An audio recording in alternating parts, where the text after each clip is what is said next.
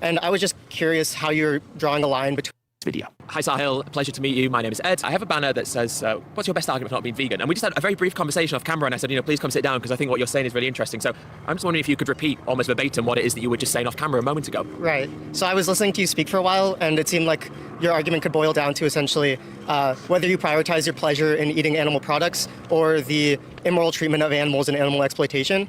And I was just curious how you're drawing a line between what form of exploitation we are protesting and taking action against when there's companies such as Apple who exploit people to make the iPhone and harm the environment in the process, or Nike who explicitly use child labor to oh my god, here we fucking go.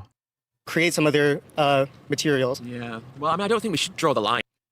Yeah, so the proper response to this is if you buy animal products, you are committing a rights violation. You're basically paying for an animal to be murdered. If you're buying an iPhone, you are not paying for a rights violation. You could consider some things exploitation, but I don't necessarily consider that a violation of rights. And on top of that, even if it's some sort of exploitation that we disagree with or don't want, I'm not convinced that boycotting these products would in any way benefit these employees, because it's not going to do anything to change the labor laws in those countries where these products are being made. And presumably, these workers will end up getting a worse job because the current job they're working in would be the best job that's available to them. Like, everybody chooses the best job that they can, given like the amount of money they make versus working hours versus like hazards and stuff like that. So if you were to like totally boycott iPhones, all these workers working at Foxconn putting these iPhones together, they may end up just having a shittier job. So that's the proper response to that. Just at veganism. I think that all of these companies and all these issues are problems that should be kind of addressed. Right. And we shouldn't just say, look, the only issue is this, when actually there are a myriad of issues that need to be addressed. And so the reason I talk about veganism is there's a few reasons. Firstly, because it's something that we have a real tangible effect on. Okay. When we go, we have that direct choice in front of us. I mean, the problem that we have with just so many of these items that we've mentioned from these companies, it's quite easy to avoid companies like Nike, for example, just by training secondhand or from ethical retailers or wherever it may be. But with a lot of products, what we don't have is choice. This kind of a corporate, I don't know. That is insanely fucking stupid. Okay, so he already completely shit the bed. If he's going to acknowledge that, I don't know, buying like an iPhone or buying Nike shoes or something is wrong because of like worker exploitation, and his justification for that is, well, you can't avoid it, so it's okay since it's unavoidable. Would he say the same thing about an animal holocaust? Like, oh, well, meat's the only option we have, so I'm going to support an animal holocaust because that's my only option. Like, no, if your option is to either eat meat or eat nothing, the correct moral option would be to eat nothing rather than support a holocaust. Same thing when it comes to something like, I don't know, shoes or an iPhone or something like that. If you think something's wrong, just saying, oh, well, it's unavoidable, isn't like, it's not a justification for it. So he's already shat the bed. Like, again, the correct response is just stating, even though it's exploitation, I don't necessarily consider it a rights violation, and even if it's exploitation that I don't agree with, there's no evidence that boycotting these products would get rid of this exploitation or improve the lives of these workers. Oligarchy is the right word, but this kind of corporate monopolization of industries and of products means that we as consumers are left with very little choice what we're able to consume. We live in a world where there's a dependency and reliance on so many of these things, and yet, of course, they're developed in so many terrible ways. Right. So we do need to change that. I definitely don't disagree with that. But I guess my worry is that we sometimes fall into this notion of like an appeal to futility. What I mean by that is we go, well, there's all of these problems, so why should... That is totally hypocritical. Earthling Ed is appealing to futility. He's saying, well, oh, these products are unavoidable, so I'm just going to hand wave it away. That's an appeal to futility. So he can't use that argument if, like, he can't criticize, this appeal to futility or tu quo qui if he's going to do it too. I care about this problem. When ultimately being vegan means just, not eating animal products 3 times a day, and then when you... No, being vegan means you believe animals should have the same rights as human beings. What the fuck is he talking about? buy clothes and stuff like that, making sure that they're not derived from animals. Yeah. How does that sound? And so when you say that there's not as much choice, I think that that's true. But I just to provide a counterpoint, Please. there are of course some farms that use what they call like sustainable ways of animal living and Okay, Earthling Ed is lucky that everybody he debates is an absolute fucking moron, because like if I were a carnist and he were debating me, or if I was like undercover doing this, I'd make him look like a fucking moron. He probably wouldn't upload the video clip. Like he's basically saying it's okay to commit something wrong so long as it's unavoidable or you have some kind of ultimatum type choice. I don't know how the fuck he can like claim that and then criticize the guy for appealing to futility and saying, oh, or using like a tu quoque and saying, well, oh, there's all these forms of exploitation. Why are you cherry picking which one to support? Jalen Doney Tellers, Earthling Ed never talks about rights. Yeah, he calls himself an animal rights activist, but he never talks about rights. It's always fucking welfarism. It's tarded. Even Joey Carbstrong does that a lot, where he really focuses on welfarism a lot, and very often completely disregards animal rights. Thanks for the donation, though, Jalen. Appreciate it. and like a more green farms with bigger pastures and such, right?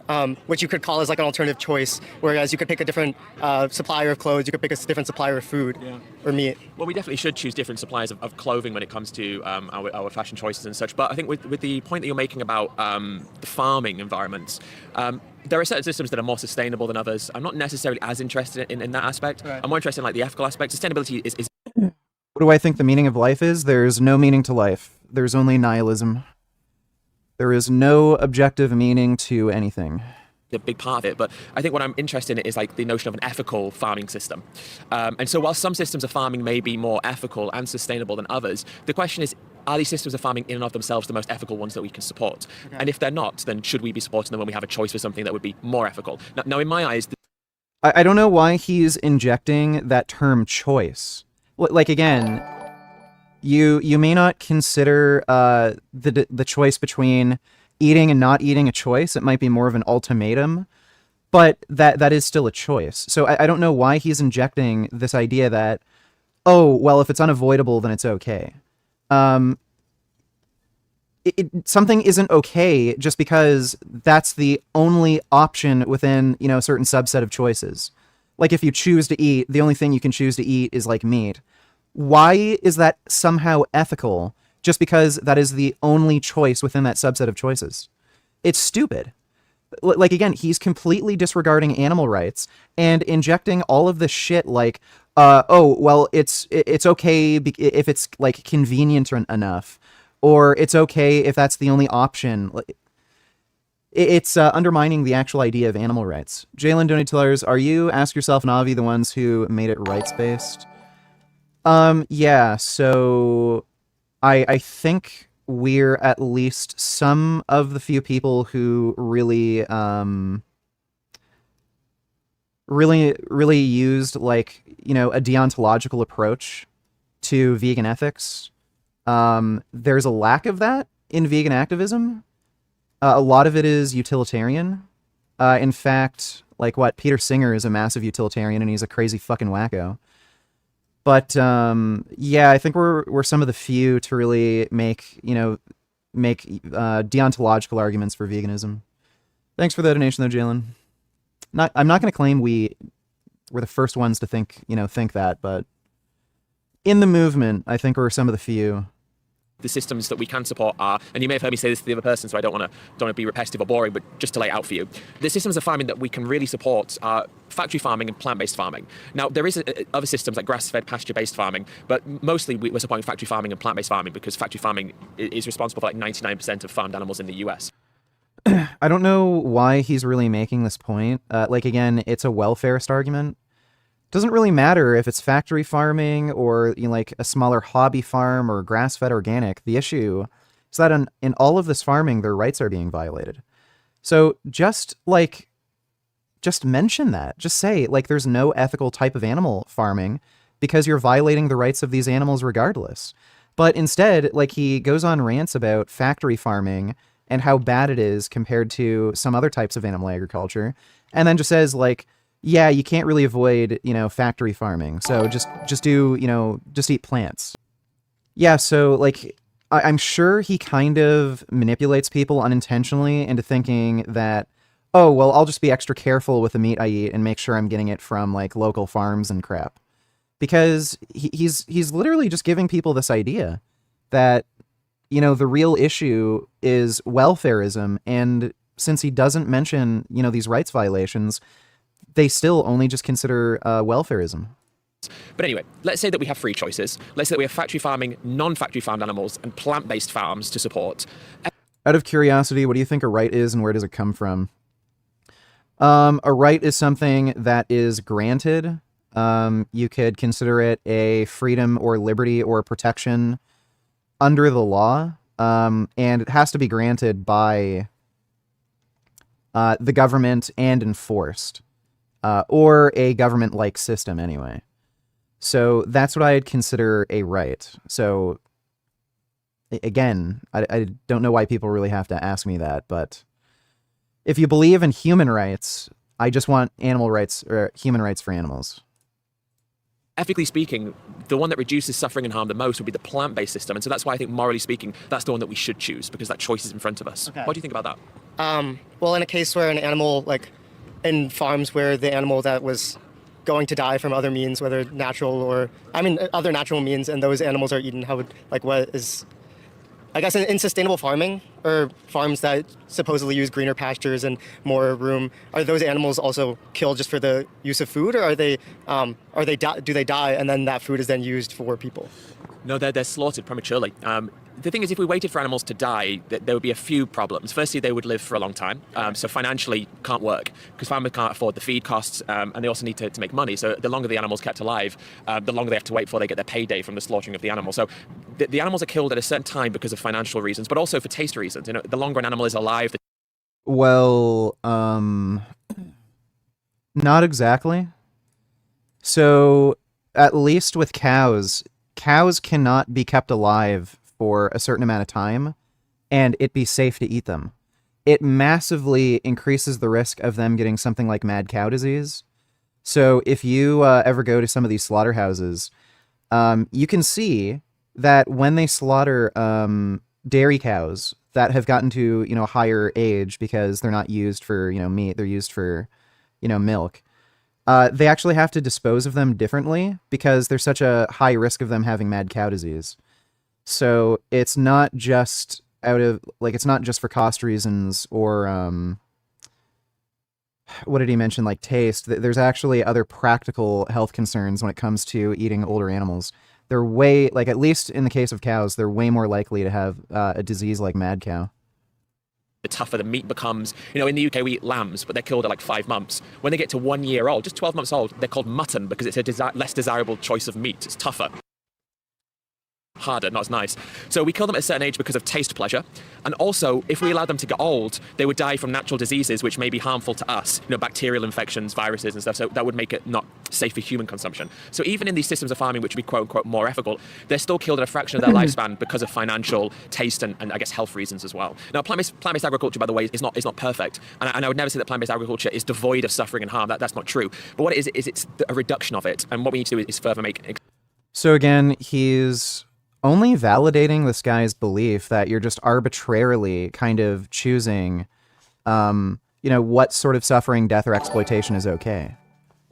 So, yeah, he's only validating this guy's idea that he's just arbitrarily picking and choosing, what suffering and death or exploitation is okay. The reason plant agriculture is ethical is because you're not violating the rights of animals when you do it, even if there is some amount of suffering and death that happens in plant agriculture. Extensions to that reduction, but with the choice that we have, it's a reduction. So I think the statement that I would make is that where we have a choice to reduce animal suffering, that reduction is the morally preferable choice we should make, i.e. the intentional causing of unnecessary animal harm is morally wrong. And plants being... Yeah, so it's not necessarily wrong or contradictory to say, the choice you should make is something that causes less suffering and death, but again, if he's not going to point out that doing this isn't wrong inherently, even though there is some sort of suffering and death involved, he's validating this guy's viewpoint that he's just arbitrarily, picking and choosing what sort of suffering or death or harm is, acceptable. Like, Ed has not done anything to actually show that eating plants is not unethical. He's validating this guy's view that it is still unethical. That's the problem. Potentially the most reduction we can do in the system we are would be your argument. Yes. Okay. What do you think? Yeah, I can completely see where you're coming from. I just think that when I came here, I was expecting your argument to be more about the necessity of something like an iPhone, where like phones are important to how we live in like society, and like there's probably not very many ways to get access to technology without having a phone. That's true as well. Yeah. Whereas food, the argument you made earlier, is not necessarily meat products as something that we have to have at all times. So yeah. And so where does that? You don't have to have any of it. Again, if you're going to recognize that something is wrong, but then you say, oh, but having like a phone or a computer, it makes life so much easier for me, so I'm just going to have it anyway. You could make that same argument for meat. Like, oh, eating meat is wrong, but it's so much harder finding, mock meats that I actually like. I don't really like any of them, and it's my favorite food, and it's really tasty, so I'm just going to eat meat anyway. You could make that same fucking argument. Like again, Ed is so lucky that he only ever debates retards. Does that leave you with this decision? Because I guess obviously I've told you a lot about how I feel. Right. I'm interested to know how you feel. Is veganism something you would consider? Vegetarianism is something that I was for 15 years of my life, and then at some point I started eating meat. This was kind of like my parents telling me we're vegetarians, but you can choose at some point. And I have. Do you think that a lot of vegan debaters are too meek? It seems like a lot of people spend too much time with pleasantries and saying, oh, I can get where you're coming from, and letting people walk all over them. Yeah, I think a lot of people are not combative enough, and I'm fine with being combative. And yeah, just a lot of people aren't. So they'll say shit like this so that they don't offend anybody, so that they don't get on anybody's nerves, and they want the entire discussion to be cordial when maybe it shouldn't be. So yeah, I do think a lot of people have that problem when it comes to vegan debates. Like, again, they're your adversary, they're not your friend, and you need to destroy them. That's what you should be thinking. Thanks for the donation, though, Vegan Burger. Appreciate it. Very much enjoyed eating meat, but like more and more I've felt like we have more of an ethical duty to this world. Yeah. We should try to do better things, even if it hurts us slightly. Like, why else? Why should we be here if we're being worse people than we can be? But like, I know that I do derive a lot of pleasure from cheeses, butter, milk, even things that aren't specifically meat, and those are not something that I like any of the alternatives Dude, to. what a fucking 'Cause, like, dairy I've fairy. tried different types of milk and I haven't enjoyed them, or cheeses. So I guess my other question is, I could see myself transitioning to like back to vegetarianism. How much of a jump is that, and is that enough? Oh, well, what do you think my answer will be? Well, it's not enough, but it's better than nothing. Yes, in theory. I think what vegetarianism is it's a signal to ourselves that there's something wrong with what we do to animals. It's like an appreciation that there is an underlying issue that we should address. Right. The issue of vegetarianism, as you quite succinctly phrased, is it's not doing enough, and I think that's true. The idea of being vegetarian is the idea of opposing animal slaughter. Obviously, to eat flesh, we have to kill the animal. That's the system that exists, of course. But even dairy cows and egg-laying hens are still slaughtered. They're not slaughtered for dairy and eggs, but they're slaughtered for their flesh when their productivity declines. And so by buying dairy and eggs, we're still facilitating industries that revolve around the slaughtering of animals. And so the inherent suffering and exploitation of animals is found in dairy and eggs. And actually, it can be worse as well. The individual practices can actually be worse. So in terms of reducing suffering, it's not enough. Right. And this is something that I've come in here not nearly enough information about, and something that I want to learn more about is how those two things differ, is the creation of animal byproducts versus the animal itself. One thing I will ask is, do you think there's a world where we could have animal byproducts in an ethical way? Could you maybe explain a little bit more? Like, could we have farms with cows that aren't slaughtered, but also provide us with milk? Great question. It can't feasibly work. And the reason it can't feasibly work is because cows are mammals, so they produce milk for the same reason humans do, to feed their children, to feed their offspring. So what that means is, for a cow to be producing milk, they have to be in a perpetual system of reproduction. So impregnation, birth, and then that system has to follow. Now, what that means is that there's a constant new birth happening every single year for the cow to continue producing milk. Eventually, two things will happen. you are going to have too many animals that you can't financially afford to look after them, because the more animals you breed into existence, the more feed costs, but also the more land is used. So if you have 2 acres of land, let's say, this is just rough numbers obviously, and you have a couple of dairy cows, but you need them to keep producing milk, you have to keep breeding them, and eventually 2 acres of land isn't going to be enough. So we can never have this system that we're proposing, because fundamentally it revolves around reproduction, and that reproduction means that financially it can't be sustainable, but also from a land resources perspective, it also isn't sustainable, so it couldn't work. Okay. So then I guess what is the role of animal humans in the world that you propose?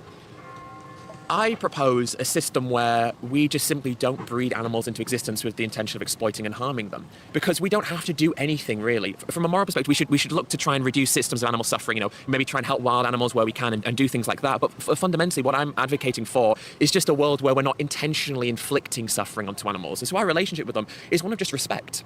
It's one of mutuality, where we don't have to go out of our way to do anything necessarily, but we just have to appreciate that these animals deserve to live without human-inflicted exploitation, and we certainly shouldn't be breeding them with the intention of exploiting them. So that's what I see of our relationship. Just a more respectful relationship, ultimately. What do you think?